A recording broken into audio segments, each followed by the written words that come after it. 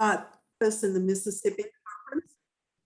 And I want to welcome and thank you all for joining us tonight for the follow-up session of the both and hybrid worship training. We welcome Jason Moore back this evening to lead us in answering some of your questions from our first session. Jason is known for his pioneering work around collaborative worship, design, and guest readiness. He has led hundreds of seminars, including with most of the United Methodist conferences, and is an expert in best practices and proven strategies for creating powerful, transformative worship experiences, both in person and virtual. So Jason, without further ado, I'm going to direct you to guide everyone on how you want to proceed. So take it away. All right. Well, thank you so much, Jane. It is good to be back with you all in Mississippi. I wish we were together in person, but this is what we've got. So we're going to lean into it. There are two questions I want you to chew on tonight. We're going to start off with a little bit of a recap of what I talked about the last time we were together, just to remind you of some lessons. But while I'm doing that, I want to give you an opportunity to think about two questions. First question is, what is something that you have tried from the training or just in hybrid worship in general, and has it worked well or has it not worked? So something you've tried, and did it work well or not? And if you can't answer that, is there something you're looking forward to trying but have not yet tried? So that's the first thing I'd love for you to think about. Second question I would love for you to consider is, what is one thing that has arisen since this pandemic began in ministry that excites you? You know, there's plenty of things about the pandemic that have been challenging or hard or frustrating, but it has also provided us with some new opportunities. So I would love to have you reflect on those two questions. I'm going to share with you, again, a recap without all the illustrations, but just the main points. So if anything comes up in your mind, just scribble down a question that you might have, and we're going to spend the last part of our time just in discussion and answering any questions that you might have. But I am thrilled to be back. If we've never met before, I guess I should say in person, my name is Jason Moore, and my ministry is Midnight Oil Productions. I will just remind you, I got my start 20-something years ago at a large church here in Ohio called Ginghamsburg United Methodist Church with Pastor Mike Slaughter. My passion is deep creative worship. And of course, that looks a lot different now in 2021 and throughout 2020 than it did prior to those years. So I will remind you that we started by talking about that in this season that we're in, we have to reimagine worship. That worship is not simply going about worship the way that we always did in the past with a camera in the back of the room, but to create truly hybrid worship, we have to think about people both in the room and at home, and really elevate our entire congregation to a level of dignity and respect where no one feels like an afterthought. And so we're going to just review some of the ways we can do that. I framed this conversation that we had around the idea or some of the lessons we can learn when books are adapted into films. The truth is, most of us don't really like the book or the film as much as we like the book when we've read the book. In fact, just by a show of hands, some of you have your camera on. How many of you have ever watched a film that was based on a book and you didn't really like the film as much as you liked the book? Anybody ever had that happen? All right, I'm seeing lots of hands go up. That's almost all of us. And I think that's true for our online and in-person worship. Some of us have kind of tolerated online, but we really like what we do in person even better. But there are some lessons that we can learn as we translate from one to the other. Again, this is just a recap. First is that we have to consolidate the experience. Books may take days, many, many hours to read. Most films are about 2 or maybe 3 hours total. And so for our online expressions of worship, we have to recognize that we don't have a captive audience. We have a lot more distraction in our homes than we do in the church building. It's a less controlled experience. And for that reason, we want to make sure that we want to make it something that people can engage in. Nona Jones, who works for Facebook, has this to say about our length for online worship. Nona says, keep it tight, keep it interesting, keep it engaging, and don't go longer than 25 to 35 minutes. And she went on to say 40 minutes is really about the maximum length for what they're seeing at Facebook as they look at the numbers. Now, don't worry if that sounds like impossible to you. We are going to talk about how you do what you've always done in addition to 40 minutes. Friends, I'm just going to remind you to mute your mics throughout this part, and then a little later, I will invite you to turn them on whenever we do our conversation part of this evening. So the first thing that we can learn, or second thing we can learn from Book to Film, is that we have to adapt some of our practices in worship. I talked to you about the idea of taking what we do in our more liturgical or traditional worship and making some adaptations. First of which is just to encourage you to have some sort of digital worship order. Many of you print a bulletin. I want to encourage you to save a PDF version of that bulletin and make it available so that people who are accustomed to participating along with that bulletin in their hand can still participate even when they're not with us physically in the room. Also want to encourage you to put words on the screens, not just for song lyrics, but when you're doing things like responsive prayers, the Lord's Prayer, doxology, all those kind of things that we might typically do. Remember that people at home want to participate in those things too. The second big idea that we talked about for adaptation was what we do with music. And I think you are a crowd that were singing a little bit more, but what I've been finding and doing, I think I just did the 67th version of this training. So I've done it for every annual conference except for one right now. And about 80 or 85% of the people I talk to about this tell me they're not singing at home in the same way that they sing when they're in the building, that it's just a different experience. And so I talked about the idea of reducing the amount of singing that we do in our online worship. Again, you can do this both and do what you've always done. We'll talk about that again in a moment. But I also want you to keep in mind that the lyrics don't lead themselves. The leader leads the lyrics. So we can't treat the screens in our homes the way we do in the room. If we just have song lyrics up for 5 minutes, 8 minutes, 10 minutes straight, and we don't see any human faces, we start to lose a bit of the connection that we feel.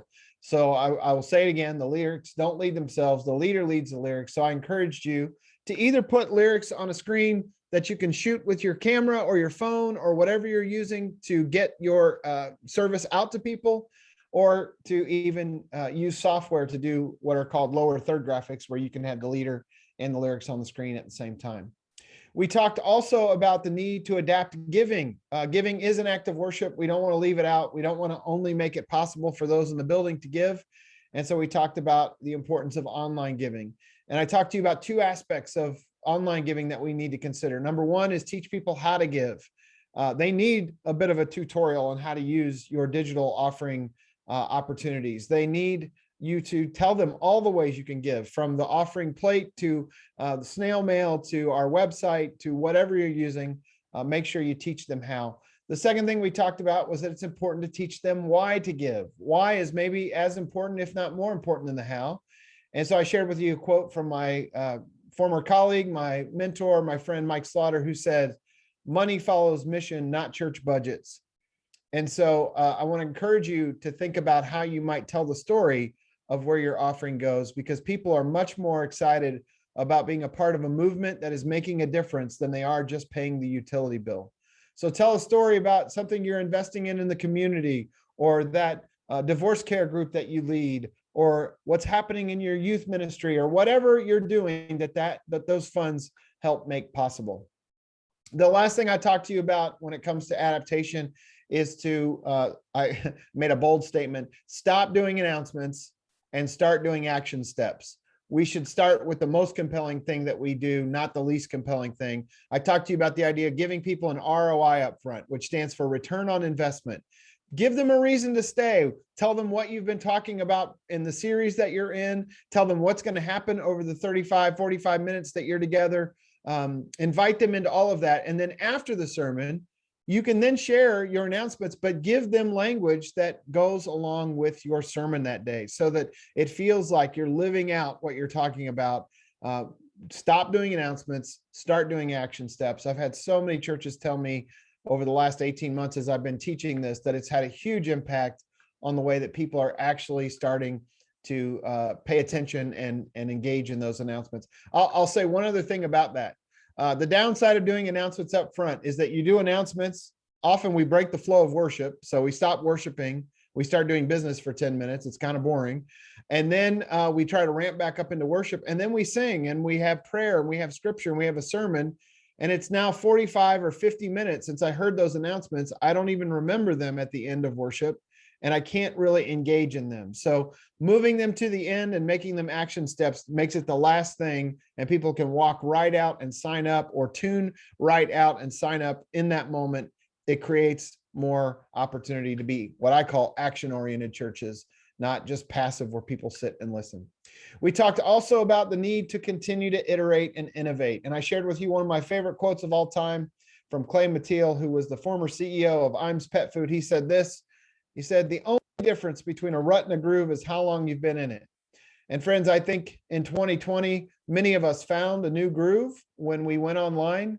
And in time, that groove, if we're not careful, became a rut because we started to do the same things over and over. We stopped innovating. We stopped trying new things. I've had a number of churches say to me, our online numbers have gone down, but the people back in the building don't add up to the numbers that we've lost online.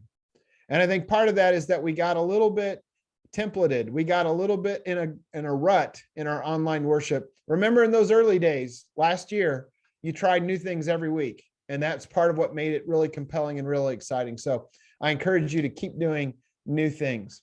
I will also share another quote that I shared with you in the first training from Carrie Newhoff, who said, too many church leaders will step back into the past, step right back into the past the moment they step back into their buildings. And I think that's true. Some of us have reverted backwards. I want to encourage you to iterate forwards rather than revert backwards. What does the next iteration of worship look like? An iteration by its very nature is based on what's come before. It's not throwing it all out and starting over again. It is saying, what did we do pre-pandemic that worked that maybe doesn't work as we are in a pandemic? What did we do when everybody was at home that worked that doesn't work now that we have people in the room? And what should our next iteration of that be? I encourage you to create what I call both and think tank at your church to ask those very questions. I have a new part 2 to this training that I was just talking to Jane about that I may be able to offer you all in the future, where we'll get into some of the nitty gritty on how to do that. Last thing I'll just say here is I showed you 3 clips from the Tonight Show. We saw what Jimmy Fallon did pre-pandemic when he went home, and then when the studio opened back up, and it was 3 completely different iterations. They didn't, when they went back to the studio, just go back to where they were before. But instead created a new iteration. And I want to encourage you to do that in your churches. What's the next version look like? I did share with you, and I believe wholeheartedly, I hope you hear this tonight, that authenticity is more important than being slick or perfect. So what you do in front of the camera is more important than which camera you use. I truly believe you can have very effective worship with a smartphone. What you do in front of that camera is more important than which camera you use. But while we do want to be authentic, we also need to properly prepare. Our online audience judges us a little bit more harshly than those in the room. And so I encourage you to do 3 things each week, to talk through your plan together, to walk through it, just block it out. And most importantly, the Holy Spirit is our most important team member, friends. We've got to put our faith and our strength in the Spirit in this process and not try and do it on our own power. So pray through your plan as well. And then I showed you the most incredible sax solo you've ever heard. And I'm not going to show it tonight because I don't want you to leave. You may remember it was pretty awful. We also talked about the need to reimagine the experience of worship. So reimagining worship itself, but the experience we have is different at home than in the room. I talked to you about the idea of not making our worship organized like a pageant, where everybody gets up and they do their act and there's no connection between anything. Online, it's easier to turn it off when one thing doesn't relate to the next thing, doesn't relate to the next thing. And I talked to you about the idea of creating more of a narrative experience of worship where the pieces connect. And I gave you 4 questions to ask as you plan worship. The first is, what is the driving scripture and what big idea does it present? And how can you capture that in the spoken word, in the music, in the children's sermon, if you do those, in the adult sermon, and even in the announcements, as I shared with you the idea of creating action steps where you give language to those things. The second big idea we talked about is what is the felt need that people are walking in or tuning in with that relates to that scripture. You're going to write a different sermon if you think about the felt need that somebody has as they're encountering the gospel on that particular Sunday. What is the hook, the creative idea, the metaphor, the story? As I shared with you before, every time Jesus taught, Mark 4:33 says that with many similar parables, Jesus spoke the word to them as much as they could understand. He did not say anything without using a parable. But when he was alone with his disciples, he explained everything. So every time Jesus taught, there was a hook, there was a metaphor, there was a parable, a story or an image that made that message hang together. And those parables made people sometimes provided sacred answers and sometimes provided sacred questions that people would chew on. So I'm going to ask you to think about what is our modern day mustard seed moment each week as we do worship. I really do believe that's important for us to think about.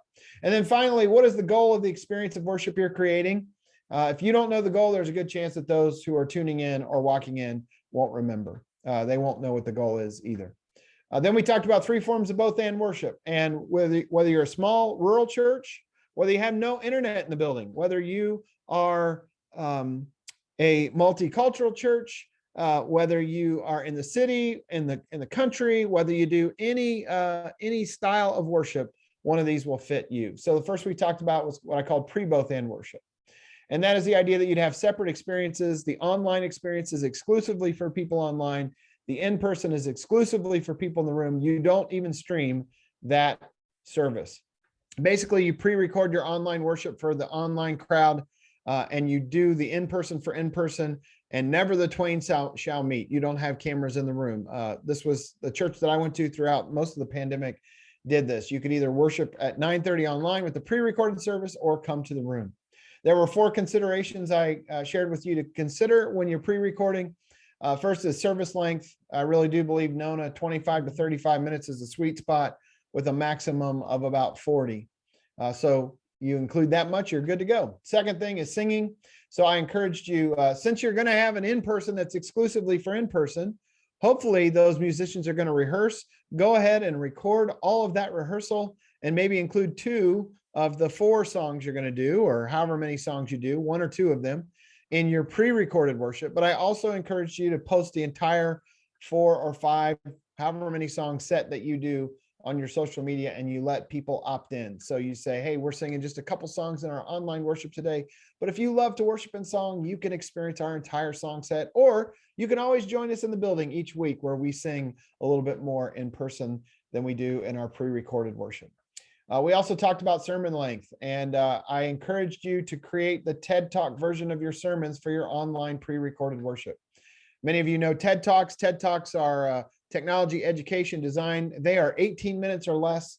They're snappy, they're poignant, they are really shareable, they go viral. Friends, you can still do your full, however long your sermon is for your in-person crowd. I'm going to encourage you to do a shortened version of it for your online crowd, and post that as a separate link so that folks can share it really easily.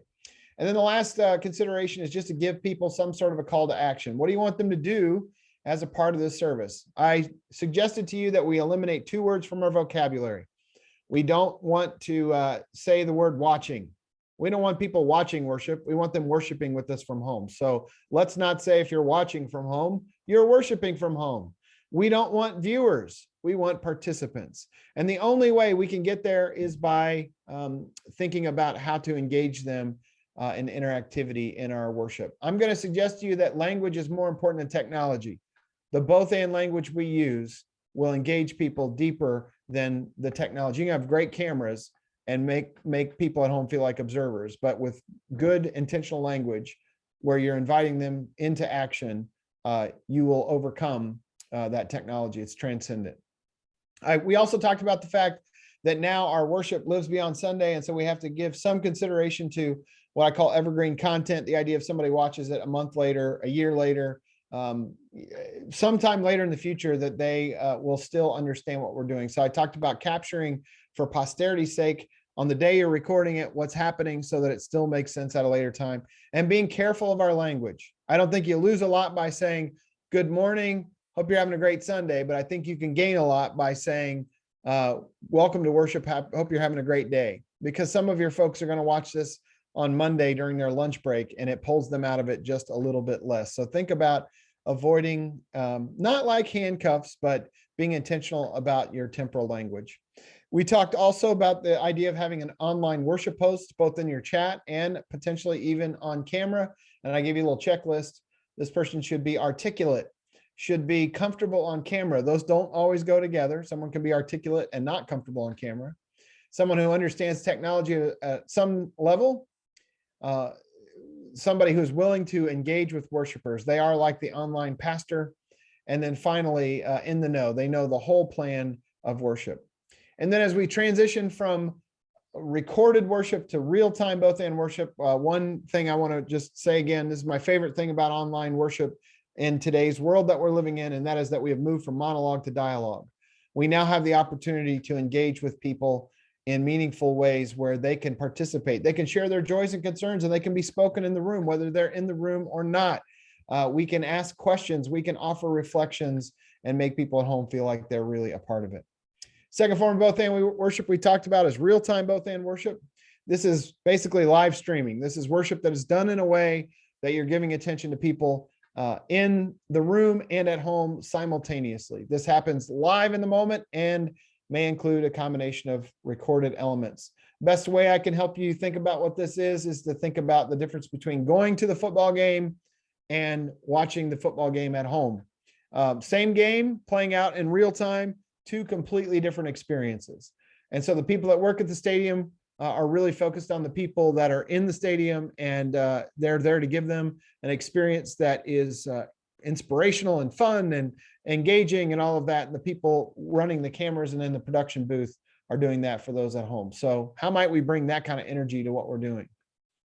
We talked about the challenge of time. If you want to do an hour in person and 40 minutes online, how do you do that? I talked to you about two different methodologies. One was to what I call split the difference. So you do 50-minute service rather than 40 or an hour. I think the downside to this is everybody has to compromise. And when everybody has to compromise, nobody's very happy about compromise. The second method I talked to you about is what I call the staggered approach. And that is where you might start worship at a certain time, like we'll say 10 a.m. And then at 10:15, you start your online worship, cutting out about 15 minutes, largely singing and other things that people may not participate in, having the middle part of the service kind of be in sync, and then maybe even dismissing the people online before the people in the room and doing some other things in addition to that. I've had a number of churches tell me that's been very helpful for them in creating more of a 40-minute experience online and the full hour in the room. I reminded you, or I'm reminding you now, that not everything in the room translates. So we talked about the idea of creating alternate moments for people at home. Times where you might do some things that people at home see and the people in the room don't.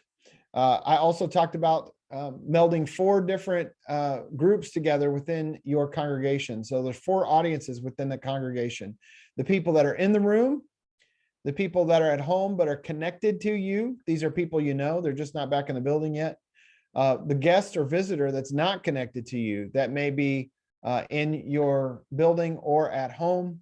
And then the last one is those who watch on delay. And so I want to encourage you, as you're thinking about worship, think about all 4 of those groups. How do you do things in a way?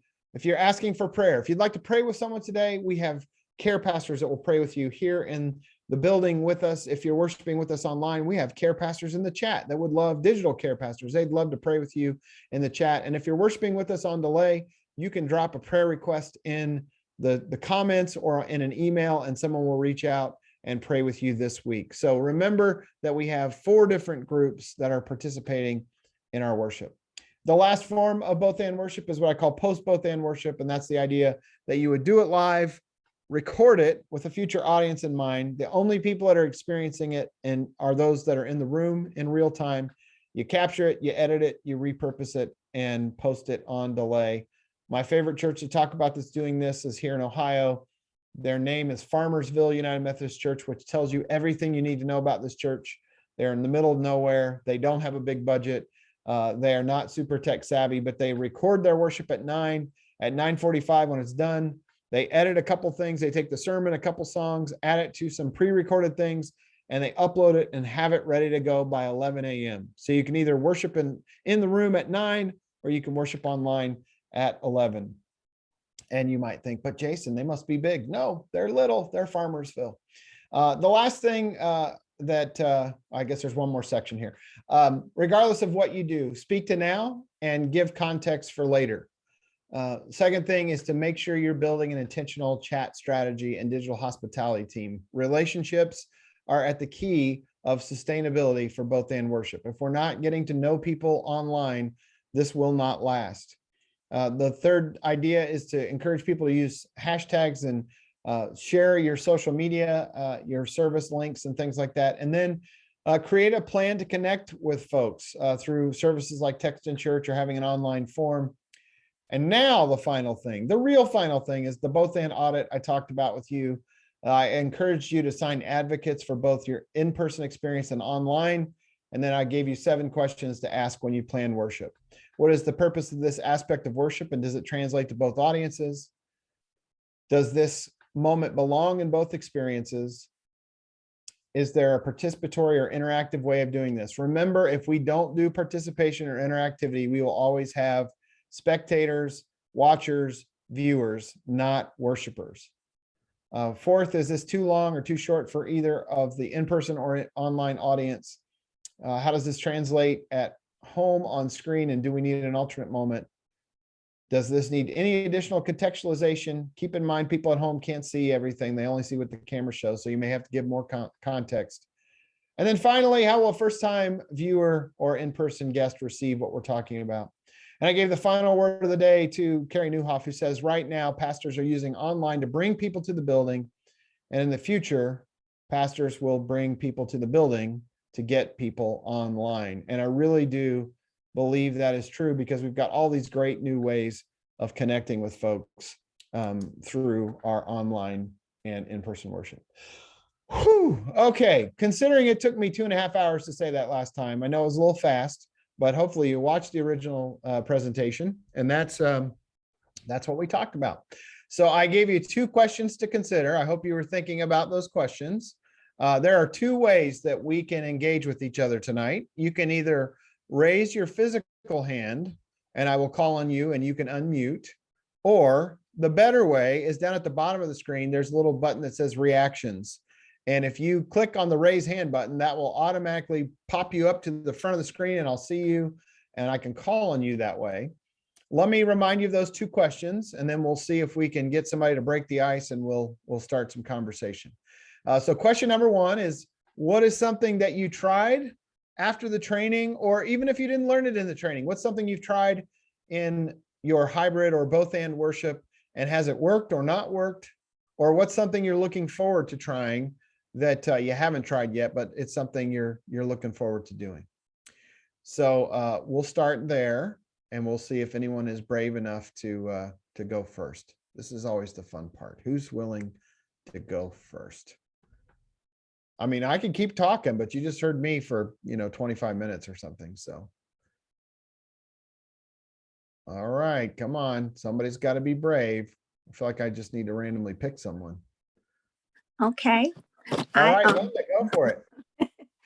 Well, with several great things that you said that really could make my ministry much better, because I'm more of the one that you call the post both ends, where I record my sermons and I load them up on YouTube.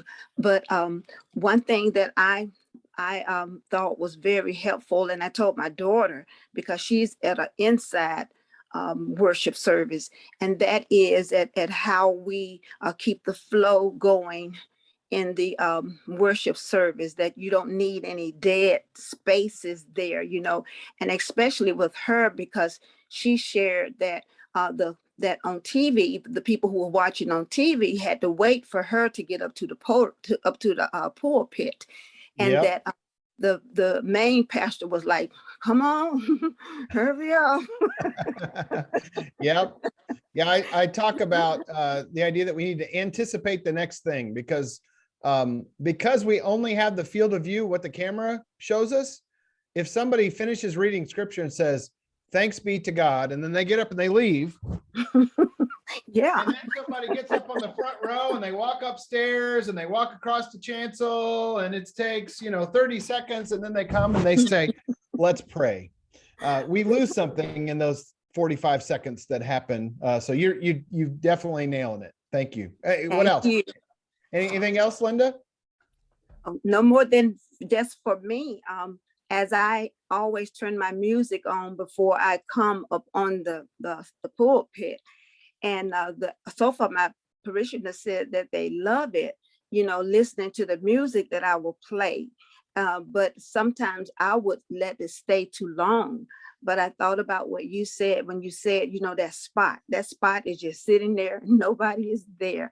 So for me, it helped me to let them listen maybe for 30 seconds. And then I come in and say, good morning. Yeah, awesome. Yeah. Thank you. Thank you for sharing, Linda. I appreciate it. Yes, sir. All right. Who else has tried something or learned something? All right, Melissa, I see your hand up. Well, when you said, not to have the camera where they're viewing your side, I mean, that should have been obvious, but we had placed the camera so it would not be in the way of, with those in the building. And so we've moved it now. And by doing that, a couple got engaged working the camera. So it's just been, it's been a great thing. If I didn't get anything out of the seminars with you, but that was worth it. Thank you. Well, thank you. And I'm glad you picked up on that. I had a pastor in one of these 30-day follow-ups say to me, Jason, you kept doing that thing when you were teaching where you'd look off camera and you'd talk for a little bit and then you turn to the camera. And, I thought it just feels weird to look at the camera when I'm preaching. He said, but I decided to test you on it. So one Sunday I highlighted a section of my notes and I made sure that I looked at the camera when I said that. And he said, we'll see if it makes any difference. And he said, by the time I got to my car, I had 2 text messages from 2 different people in my church saying, hey, pastor, thanks for looking at the camera today. It felt like you were talking right to us. And he said, that didn't convince me. I thought, well, that was a fluke. We'll see what happens next week. He said, so I did it again next week. I looked at the camera as I made one of my points. And he said, by the time I got home, I had a long email from one of my parishioners telling me how they so appreciate our online worship. And especially when I look at the camera, because it feels like I'm talking to them. And so he said, you convinced me. Okay, I'm going to do it now. And, friends, I'm not suggesting you look at the camera all the time because we're not filming a television show. The people in the room aren't the studio audience. But just to remember that camera represents some part of your congregation. And what I have tried to help some churches do is to think about the level of intimacy that is created when the camera is closer. And when you're looking at it, you feel something different than when I'm if I go all the way back here, you feel something a little less than you do when I'm all the way up close. And so I want to suggest to you that we've got to get our cameras closer. And I know some of us think, well, then the camera is going to be a place where people can see it. Well, what if we just reframe our thinking about the camera? Because that camera is not metal, glass, and microchips. That camera represents 100 people who watched all throughout the week who weren't physically in this building. And if we could help our people, rather than lament that, celebrate the fact that camera is a visual representation of the people not here in the room with us. How quickly we have forgotten that only, 8 months ago or 10 months ago or whatever it's been in your church, that was the only way we could participate. And it's funny because some folks have gotten really antsy about the technology. I've had pastors tell me, yeah, my congregation's frustrated with me because I talk to the online audience. It's like, it was only not that long ago that they were on the other side of that camera. So I do think we've got to bring dignity and respect. And Melissa, I really appreciate you sharing that. And a great ministry opportunity arose for that couple. So awesome. All right. And Jeanette, am I saying that right? You are. All right. Thank you. What I'd like to share is that the language that you talked about made me rethink what we were saying about watchers versus worshipers, not only for myself, but with my worship leader. So we've been very intentional about using language that is inclusive, and the other things that my co-laborers have shared also, but it was all very helpful. Thank you. Well, thank you. I'm glad to hear that. And I'm glad to hear that language was helpful for you. Very good. Who else? Anybody? Go ahead, Caleb, and then MJ. Caleb first. Just one of the things that I try to do during my announcements, you kind of brought it up in this both and seminar. One of the things I've tried to incorporate has been wherever you are and however you may be listening, just at the beginning, because I know that we have multiple platforms that we are on, and I just want to try and incorporate, wherever you are at, whether it's in the car, whether it's on Facebook, whether it's on our YouTube page, whether it's on our website, we welcome you to our church and our worship service. And I've really been trying to incorporate that into announcement time to let people know that they are welcome. That is excellent. I really appreciate that you're saying that. And one of the great beauties of this season that we're in is that we are living the Great Commission in a different way than maybe we thought we would, but we're taking the gospel to people who are everywhere. We're ministering to people who don't live in our zip code anymore, which I think is kind of an exciting thing. And so that welcome, I do think, makes people feel something when they hear you say it, when they hear you acknowledge it. I also think that if we're careful with our language, we walk people into our rituals and the things that we understand, and we know certain words and certain practices that outsiders may not know. And I think that for me, it's really, again, about bringing dignity and respect to our whole congregation, not just the people that are in the room. Sometimes I feel like our actions suggest that we rank people in terms of importance by where they sit. Like we think, like if you sit in the front, you're more important than you sit in the back. Well, that's not the case, right? Of course, in the Methodist church, nobody sits in the front, so I can't really say that. But you're not more important if you sit in the balcony, or I mean, if you sit on the floor than if you sit in the balcony. And you're not less important if you're sitting at home than you're sitting in the room. I mean, you can be in the room one week and not feeling well, or on vacation or whatever the next week. You're still just as much of value to the kingdom of God in your home as you are in the room. Now, I call this both and worship, not either or, because I don't think online should replace in-person worship. But I do think we can't underestimate the power of what the Holy Spirit is doing in this moment in the lives of people who are not physically in the room.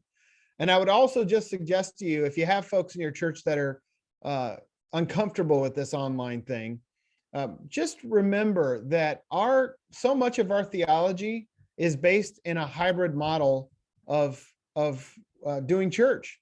I mean, Paul preached all throughout Acts to the people in person, but so much of our theology is based on these epistles, these letters that he wrote in a physically distanced way. And he's constantly saying all throughout Scripture, how I long to be with you, or how I wish we were together. We don't discount those letters because they didn't happen in person. I mean, God was at work in those epistles, and God can be at work in our online expressions of worship in the same way God is at work in the room as well. Again, I don't think it's either or, but we shouldn't think of folks who are not in the building as less than. Not that I'm saying any of you are. In fact, Caleb, I think you've just demonstrated that you're including them in a way that is welcoming. So it's good stuff. MJ, how about you? What you got for us? Well, if I'm being honest, I have to admit, I was not meaning to think of them as less than, but we were just under this notion that it's just better in the building. And so online worship was viewed more as a doorway into getting them in the building. That was what our leadership felt like we needed to do. And so now we're having to paradigm shift and start thinking of them as an authentic worshiping online congregation. They're not just worshipers that we're trying to get through the threshold of the physical door. And so that's really opening up new conversations with our teams. And we're struggling with this. How do you do the 4 worships that you're describing, the in person and then, the other 2 online? It's a struggle, and trying to figure out what works best for us to be authentically both and is really where the wrestle is. But we've embraced the idea. We're moving in the right direction. Well, MJ, thank you for being vulnerable and sharing that. I think it's a struggle that all of us need to wrestle with. I teach about this stuff every week, and I still find myself sometimes saying watching rather than worshiping. And I really believe, friends, that we've got to start actively thinking about what are the rites and rituals for our online expression of worship. We've had centuries to figure them out for in-person. We've got that down. We know our polity. We know how it works, how it plays out. 2020 handed us this pandemic and forced us into how to do worship in a new way. And I think some of us just thought, well, we just put a camera up and we do what we always did, but that it doesn't quite translate. So we've got to think about what the rites and rituals. So MJ, I really appreciate that you're wrestling through how do we make this an authentic expression and experience of worship for people. One of the things I really want to encourage you all to think about is, what is your discipleship pathway from the online expression of worship into the building or into deeper community? I have pastors that are telling me that their Bible study, actually participation in Bible study, has gone up dramatically in this last 18 months because they've started to offer hybrid Bible study. So people are doing Bible study in the room, but they've got more people participating over Zoom in Bible study than they used to just in the room all by itself. And so now they're doing hybrid ministry. I've also had a number of pastors tell me, that they've had congregants join their church from other states. I had a church in Charlotte, North Carolina, tell me they had a couple who drove up from Florida to vacation there so they could join the church. They're worshiping online, sending their tithe checks, they're participating in Bible study, and then they're doing some local ministry type things in their own community, but they really see this as their faith community, even though it's sort of a hybrid kind of thing. So we've got to retool. Again, this is a great commission moment. We've got to figure out the whole baptizing them in the name of the Father, Son, and Holy Spirit. I don't know how you do that digitally. There are still things that I think we can only do in the building, but it's an exciting time. Eugene, what do you got for us? Well, you actually just touched on it, and it's the notion of sacramentality. We don't have an approved way to allow people to receive more than baptism, Holy Communion, which is something that we do or should be doing regularly. Yep. Of course, there are other things too, virtual weddings and things like that, and all that. I guess that can be. There has to be some in-person something somewhere, but the thing that strikes me as being the biggest concern is what to do about Holy Communion. You can deal with baptism. That's a one-time thing from our theological perspective.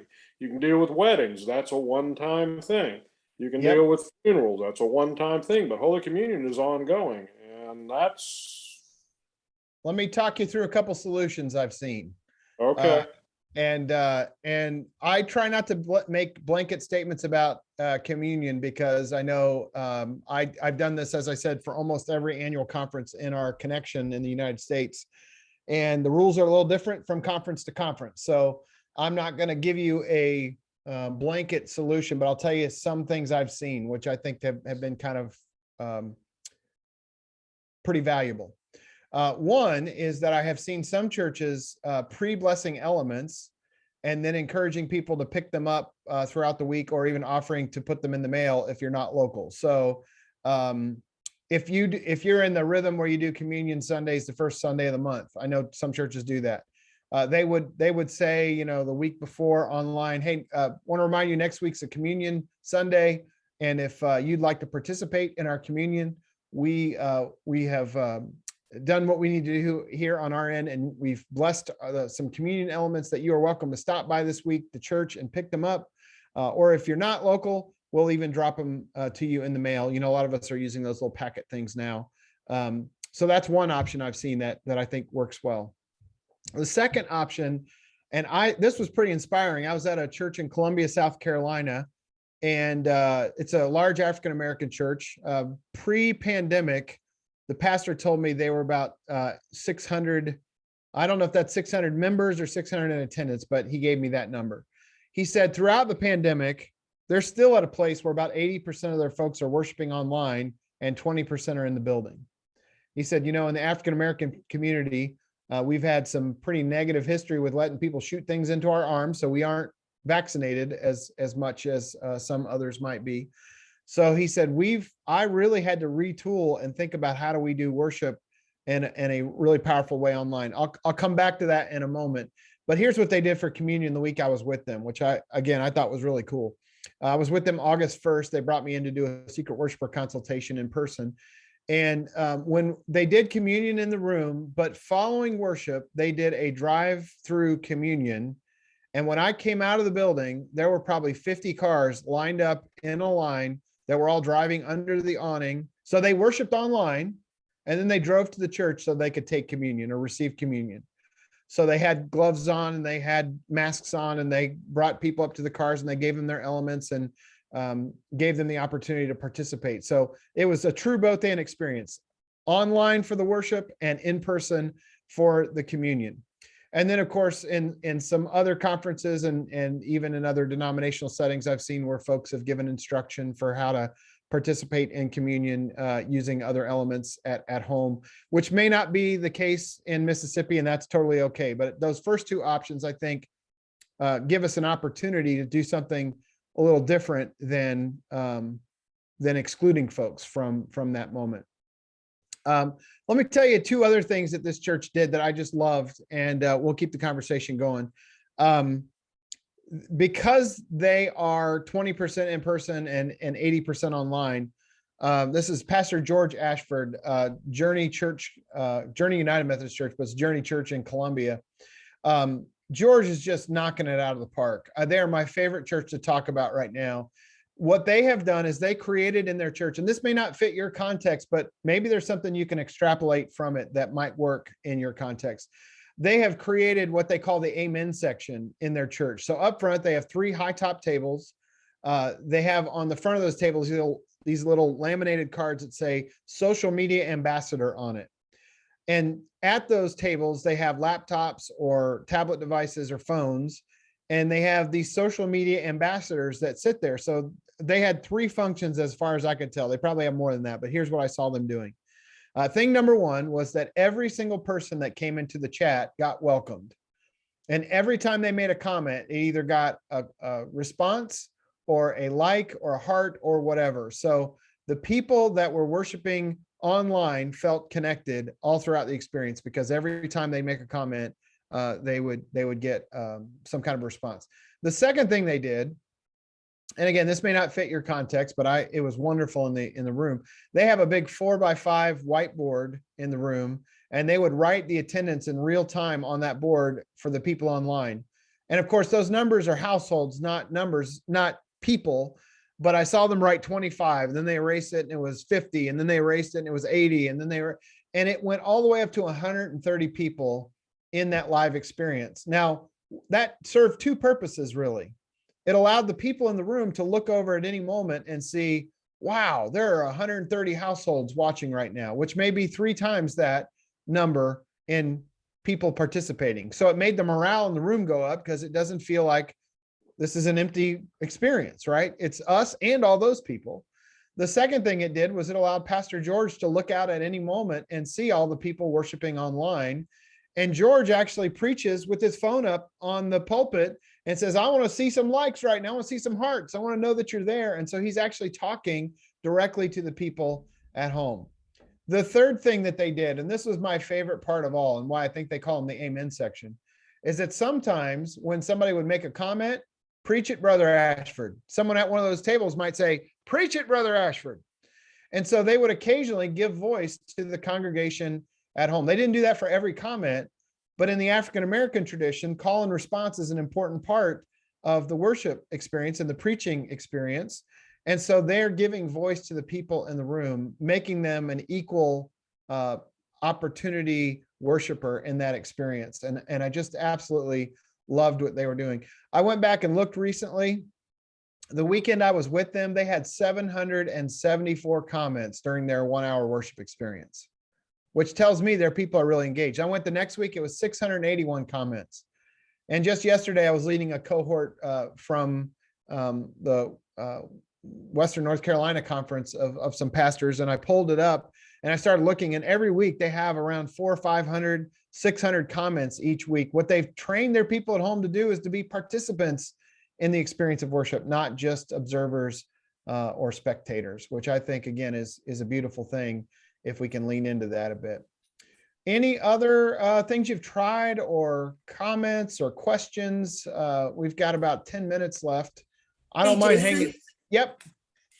There's some comments in the chat that Okay. you might want to take a quick look at. All righty. Let me pull those up. By the way, I just want to acknowledge the presence of Bishop Swanson, and it's good to see you. I feel all this pressure now that I saw the bishop is here. It's a privilege to get to share with your conference today, Bishop. Okay, biggest challenge is getting folks prepared in advance and realizing.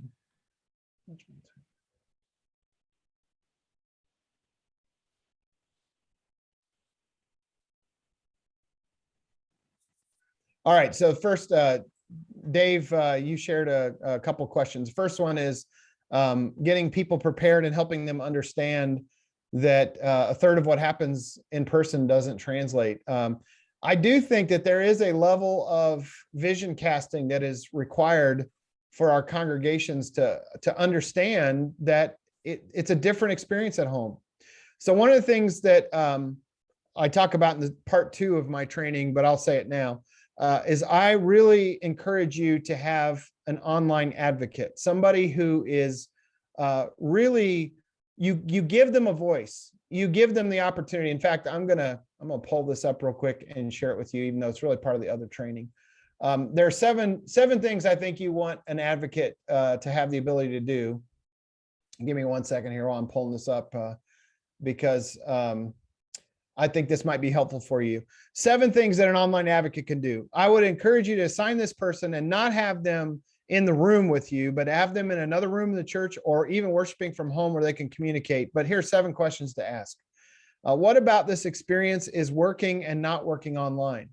They're going to have a different perspective of that than the people in the room. And if you will listen to them, you can make small tweaks that will really make what you're doing in the room work even at home. Number 2 is, does it feel like they're actually talking to me?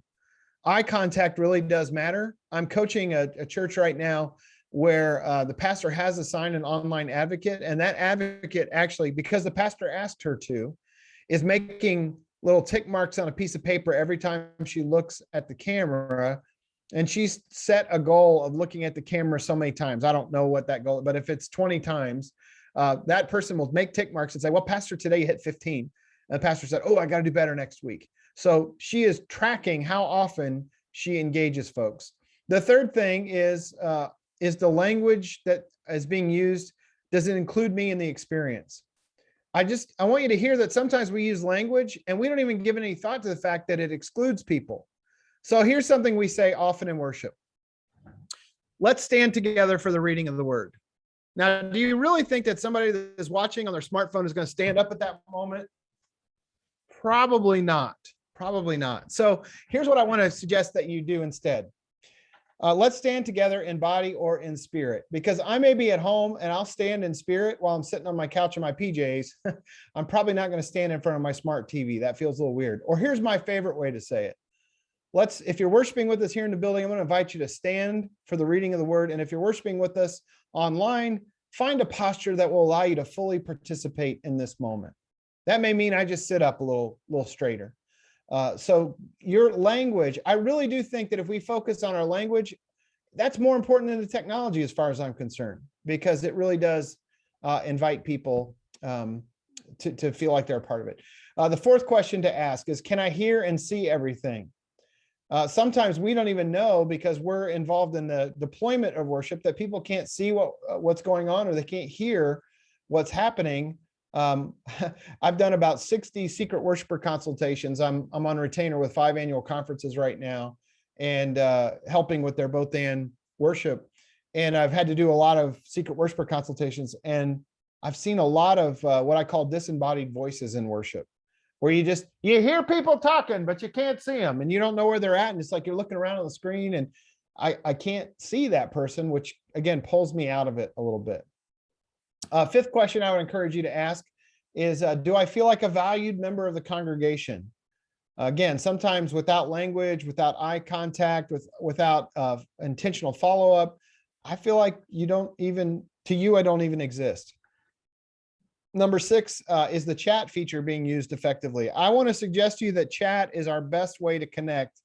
I don't have time in this conversation to get into it, but I've got a whole thing on how to use chat effectively, because I really do think that it's how we build relationships in this season. And then the last one is, am I invited to take next steps? We don't want our online worship to be a big revolving door where people come in and leave and we never know who they are. So having some sort of an online follow-up, a way for them to text us, a way for them to register their attendance. I'm going to say that at the bottom of all of this, what needs to be at the foundation first, of course, is Jesus. But number 2, relationship building. We can't let our online worship be high tech and low touch, where we don't ever.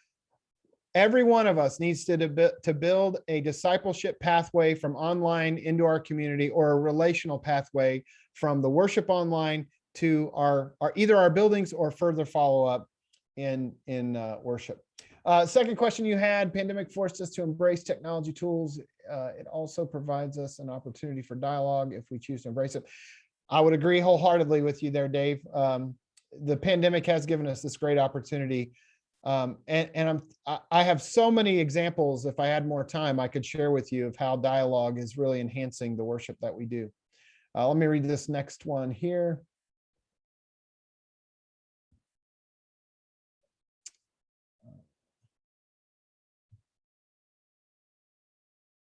So I got a private message from one of you that was sharing what you do. And question is, the challenge is, how do we create an online giving opportunity? So there are so many great options out there now for online giving and offering. And I may not be reading, it's a kind of a longer comment, so I may be missing a specific question there. But in the original handbook, there are a bunch of different places you can go for online giving. Linda asks, what about the Apostles' Creed and other creeds? How should we include those online in some fashion? So I think the same way we do song lyrics on the screen, the same way we put it in the bulletin, I think having a digital bulletin would be a great way to do that. I've seen that a whole lot. By the way, I don't know how many of you are familiar with QR codes. QR codes are pretty great. If you've gone to a restaurant anytime during the pandemic, you may have had to scan a QR code to order your food. I'm going to show you a QR code. Hold on, give me just one second. Because I also have a little bit of an announcement, which is kind of fun. I just completed writing my book on both and worship. And it is with the publisher right now and going through final copy editing and all that. And they gave me a promo code. If you'd like to pre-order the book, which goes much deeper than I got to go in the training and includes all the new stuff that's part of my new training, you can get 10% off if you use the code capital BA webinar 10. But here's how you use a QR code. If you hold up your phone and open the camera app and point it at the screen right now, that will open up the link, and then you can place an order if you want. It's okay if you don't want to buy a book. I just want to show you a QR code. But you can also do that for your bulletin online. So you could create a PDF of your bulletin, put it in Dropbox or put it on your website, put that on the screen, and then you could say, to follow along with us today, point your phone at the screen Of course, if they're watching on their phone, you want to put it in the chat. But I call it the dual screen experience. Some people may be watching on a smart TV at home, but then they could scan that code and participate in the chat and in the bulletin on their phone in their hand. So I really do think there's a great dialogue opportunity here. Let me see other questions.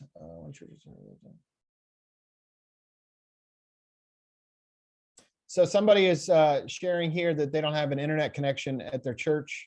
They would love to include this congregation in online worship opportunities. So my suggestion is either pre both and or post both and worship. The church I told you about, Farmersville, does not have a great signal. So they actually film their worship, edit it, and upload it in town and make it available to people that way. So if you don't have any internet, you can just record it like you do have internet, and then post it at a later time. And for them, that's just about an hour after their original service. I think it was a really great question. Thank you, Rob. We tried that last month and no one showed up. I'm sorry to hear that. I will say that part of this is we have to teach people a new way. So don't give up if you tried once and it didn't work. Sometimes I've had people say, well, we tried to get people to comment in the chat and no one will. Well, remember that until just recently, we were not supposed to chat in church. We didn't know how to do it. It was not part of what we did. So we've got to teach people how to use these tools. I'll also suggest to you that if you want to try interactivity in your chat, it might be worth having a plant or two, just to say, hey, this week I'm going to ask this reflection question. I want to give you the whole week to think about it. But when I ask, can I count on you to put something in the chat? Just like tonight, when I asked who wants to go first, and nobody wanted to go first. And then we had a brave soul who went first, and then it's easier to go after one or two people went. I encourage you to have some plants. Let me see, is there a couple other things? Any thoughts for audio only service? Dwight asks about an audio only service. I'm working with the church right now in North Carolina, and they're doing what I call multiple hybrid worship. They're doing 5 different types of worship all at the same time. They're doing it, number 1, for in the building. Number 2, they're streaming it live in real time. So they've got an online audience. Number 3, they have a lapel mic clipped to their collar that is dialed up to freeconferencecall.com. So people, not even on a smartphone, like on a flip phone, can call and listen. Number 4, they are still using an FM transmitter, and they have people that pull into their parking lot. They're not comfortable in the building, who are listening on their radio. And then number 4, they actually work with a radio station that they broadcast their service to a radio. So 2 of those ways are audio only. The most important thing to remember when you do audio only is just to remember you have to give descriptions of what's happening. It's like radio drama a bit. I can't say, like when the new iPhone comes out, I can't say, hey, did you see what they announced this week? I got one. Isn't it beautiful? It's so pretty, and I'm so happy to have it. And somebody online's thinking or listening to audio only say, what's he talking about? What is it? Because you have to actually say, I got the new iPhone. Isn't it awesome? Because if you just hold it up, the people in the room don't need you to tell them it is, and so on. Let me see. Friends, I know we're over a couple of minutes here, but I'm still working through the questions. Let's see. MJ, that was a private comment. Yes. Do I have suggestions on resources for a discipleship pathway for online community? I do, but there's a church that it's my favorite church to talk about for online discipleship. And I wrote about them in the book, but it's called the Chapel Online. If you go to Facebook and you search for the Chapel Online, the pastor's name is Ann Bosarge. Ann is on the staff of the South Georgia Conference part-time in church development, but also runs an online only congregation. They've got 33 countries participating, and she's got one of the best discipleship pathways I've seen.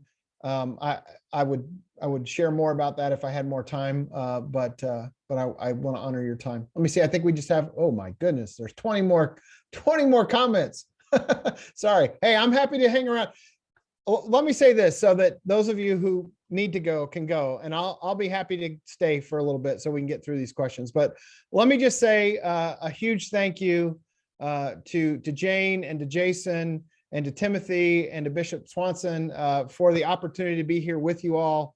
It is a great honor to get to share this stuff with you. And I want you to see what I see in you.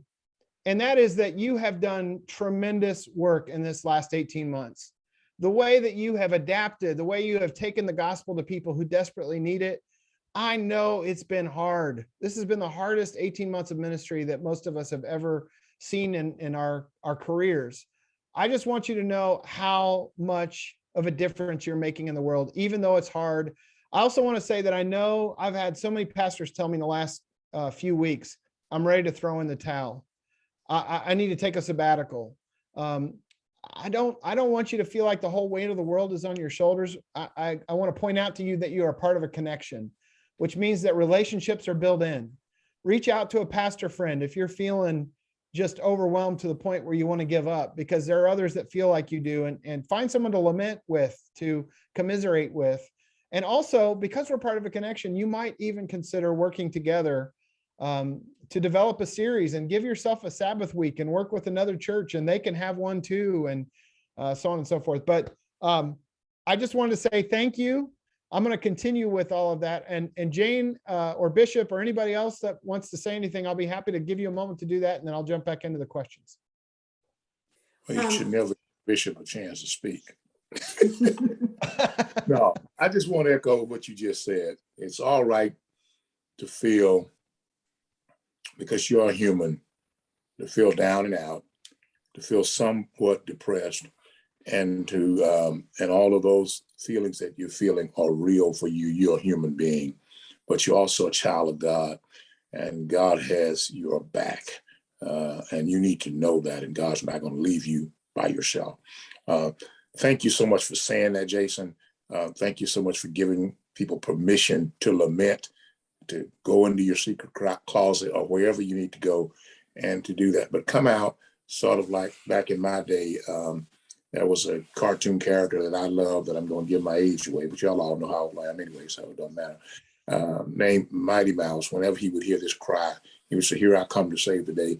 But you have to have a time to get away before you can be able to say that. So give yourself some rest. But thank you for tuning in.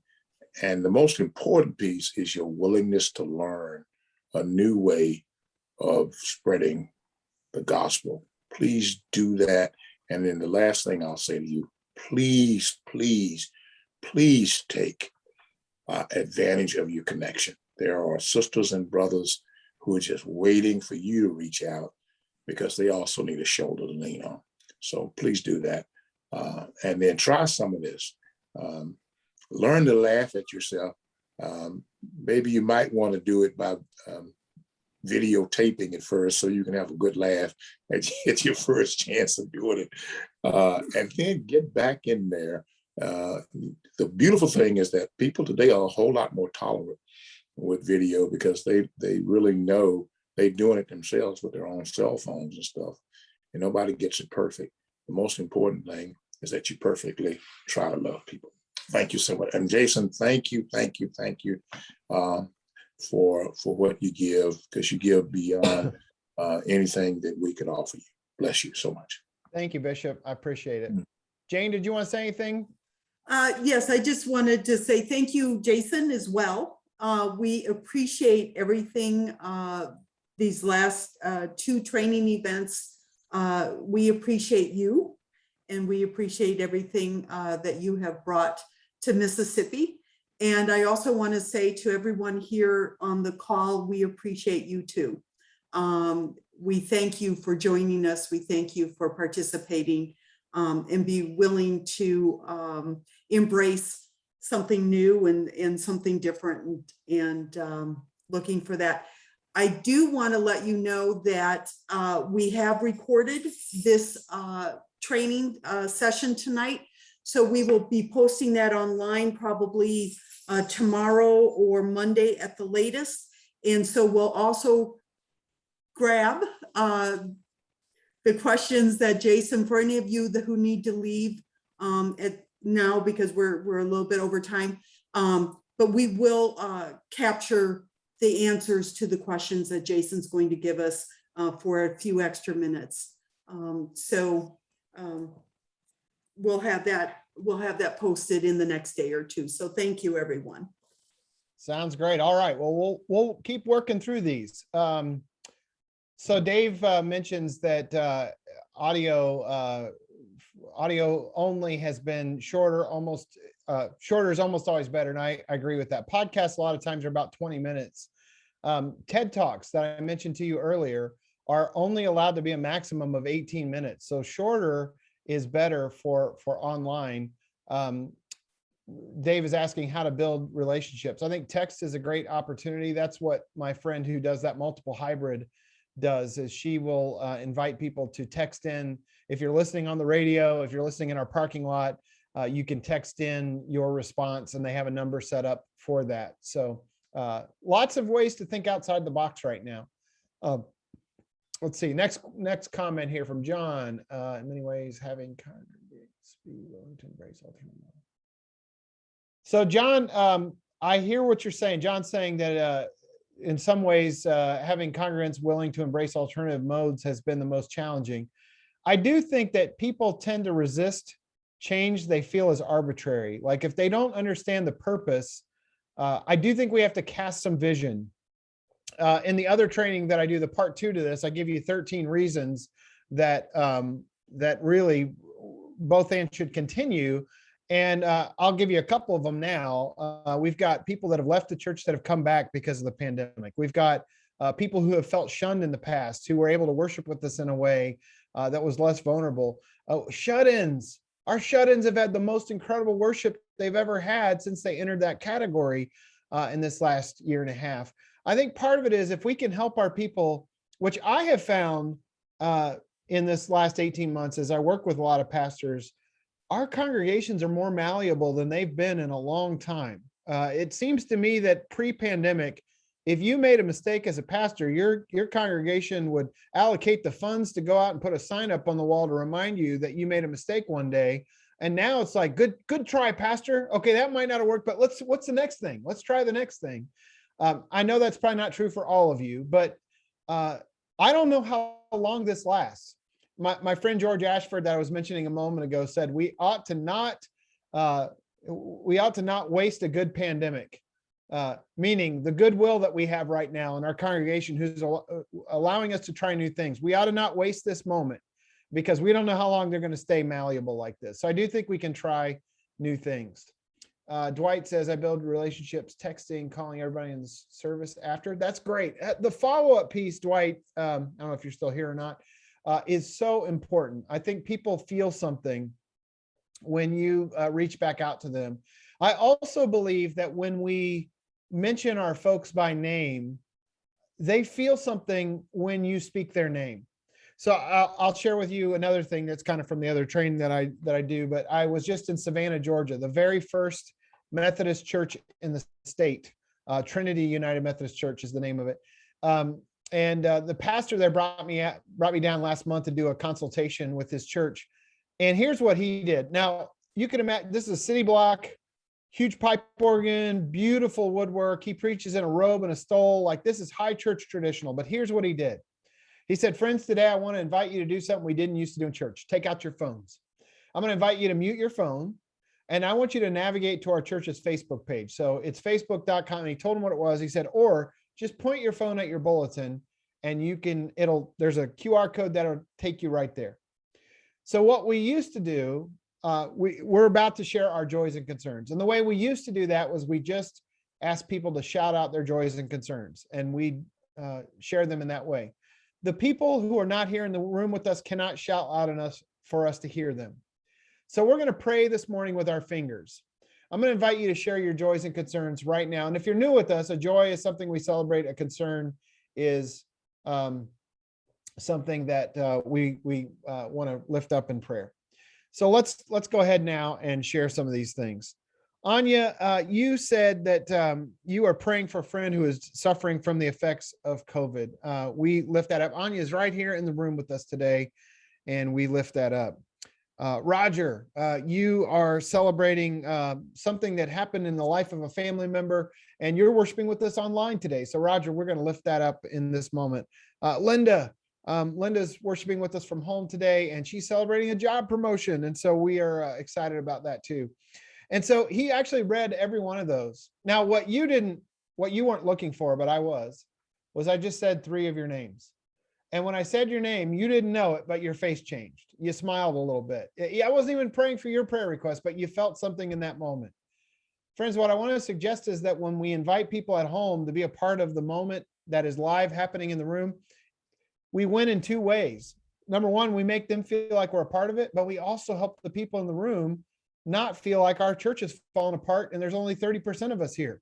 Because now we've given voice to the other people who aren't in the room, and it feels like our congregation hasn't fallen apart. So I think that there's something to this idea of having a dialogue rather than monologue. Moving on, Dave, would it be possible to have someone else answering questions or comments while you are live?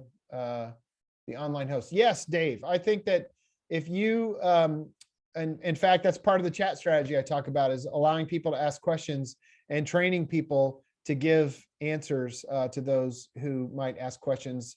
I don't think, friends, that the pastor ought to be trying to watch the chat the whole time the pastor's preaching. She can't do that. He can't do that. You'll be too distracted. So I think you have to have a team of people around you helping you. And even if that team is your spouse, having somebody else do that is good. Let's see. Any other questions? Making my way down here. How do you keep live recording during being distracted for worshipers in the building? Linda's asking about how to keep the live recording during the service from being distracting for worshipers in the building. Pre-recording is one way to do it, but I also think that when you integrate the 2 different groups together, your online audience and your in-person, the more aware they become of each other, the less distracting it becomes in a way. So when I was in that service and they offered joys and concerns to people in the room and at home, you actually appreciate the fact that there are cameras in the room that are allowing people outside the room to participate. I'm going to share with you another thing that typically is part of the other training, but you're getting a lot of bonus content today. I really think that we need to bring back the idea of the old hymn board. You remember the hymn boards that used to be in the front of the church that said hymn number, last week's attendance, last week's offering? The thing is we do feel, at least my experience with the pastors I'm coaching right now, is that we feel a sense of low morale right now because our room is emptier than it used to be. We can't see all the people.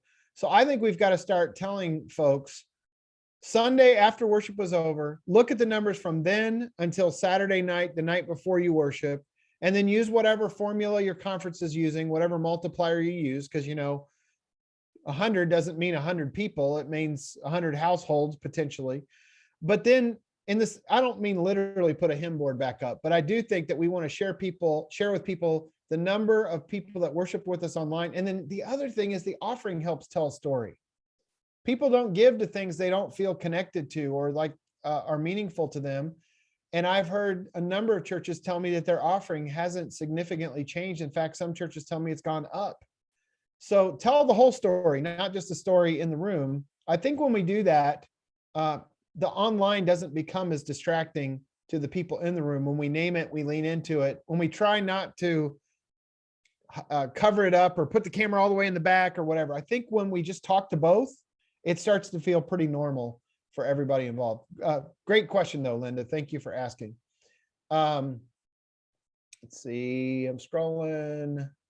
Thank those of you who are sharing that this was helpful. Lots of good ideas. Thank you, Linda Dixon, for that comment.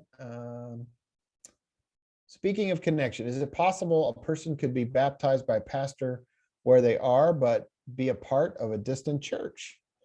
That's a good question. I see Bishop's head nodding, so I'm going to just say, hey, that's above my pay grade, but if Bishop feels okay with that, I'm okay with that. I think it could work. Go ahead. Yeah, because remember, baptism does not make you a member of the church in the United Methodist Church. It makes you a member of the family of God.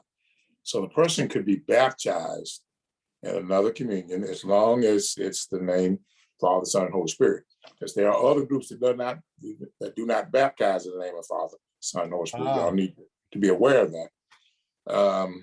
And if they are, and they can then, we recognize other communions baptism. And then if they want to join, the beauty of this, if you live in communities like I used to live in when I was in Columbus, Georgia, we had Fort Benning. I had soldiers who literally would come to St. Mary's Road, accept Christ, and then they would have to ship out or they would be transferred. I would give them, I make sure they had their certificate of baptism and when they ETS so that they could go and join a church somewhere else.